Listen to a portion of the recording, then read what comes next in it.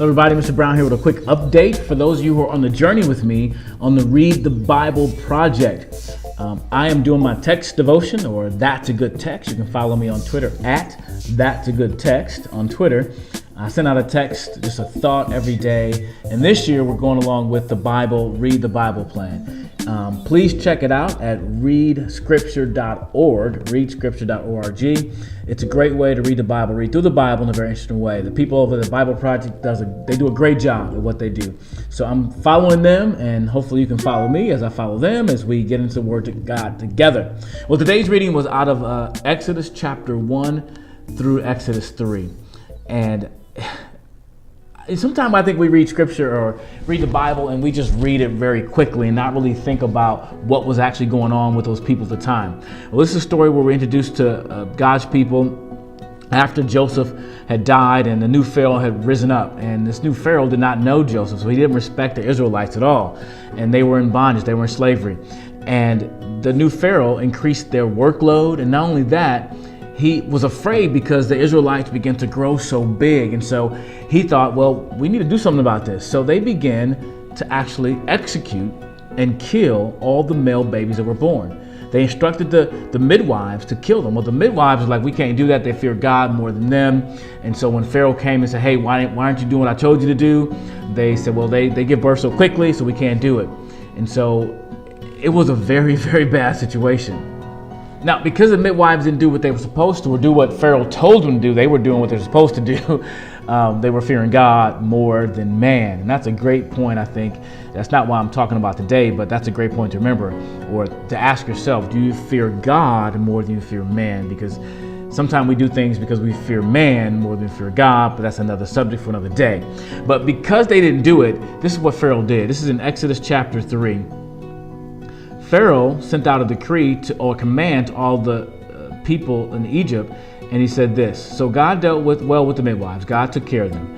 And the people multiplied and grew very strong. And because the midwives feared God and gave them families, then Pharaoh commanded all his people, every son that is born of the Hebrews, you shall cast into the Nile, but you shall let every daughter live.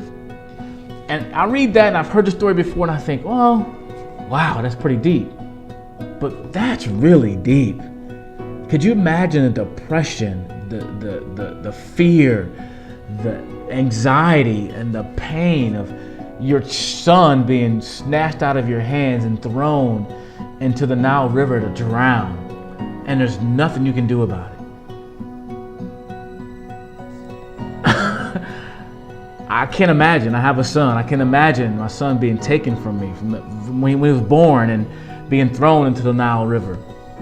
And so sometimes I read scripture and I read it over very quickly and not consider what pain, what frustration, what anxiety they must have been going through, and just the wailing and the whole family's impacted. Not just this mom who just lost her child, but the mom, the cousins, a horrible situation.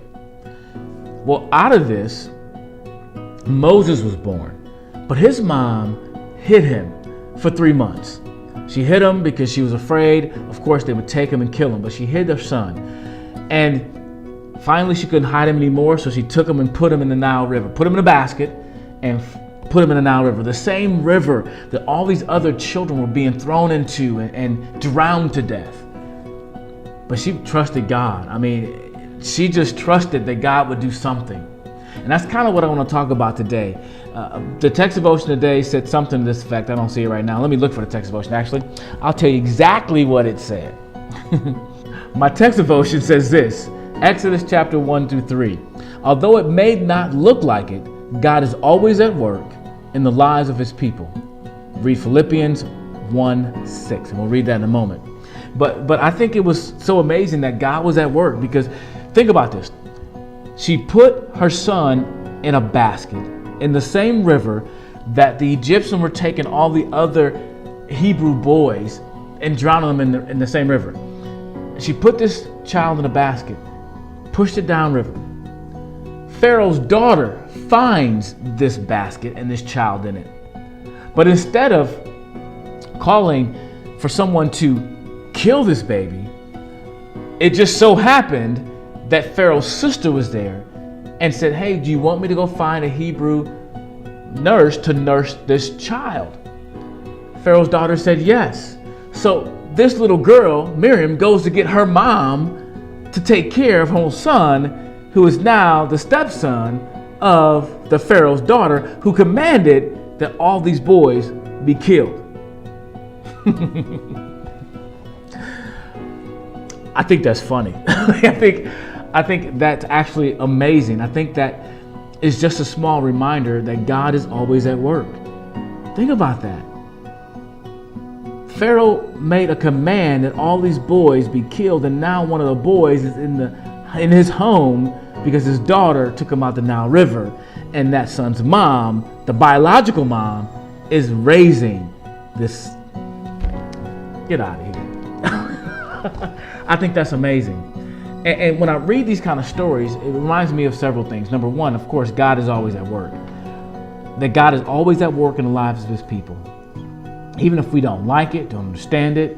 And even though this bad situation is happening, this era is horrible, God is still at work. And as I think about Philippians 1:6, that has been one of the verses that really has impacted me in my Christian walk. Philippians 1:6 says this, and I am sure of this, that he who began a good work in you will bring it to completion at the day of Jesus Christ. That he who began a good work, that God has begun a good work in me, and I can be sure that God will be faithful to complete that work. That work that I don't always like, it's not always comfortable, but it's always good.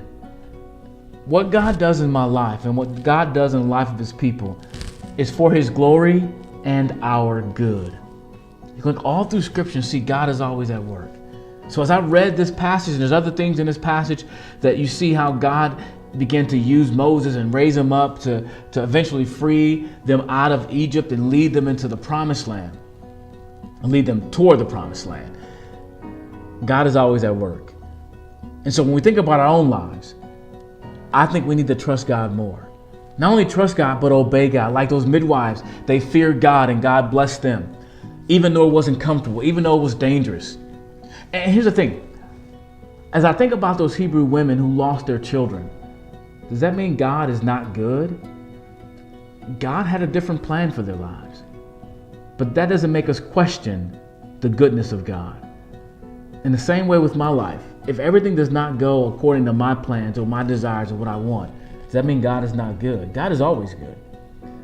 And God is always at work in the lives of his people. Will we understand it? Will we like it? Not always.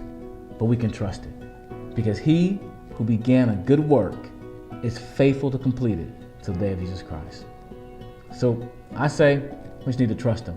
Trust God to do his work in his time for his glory and our good.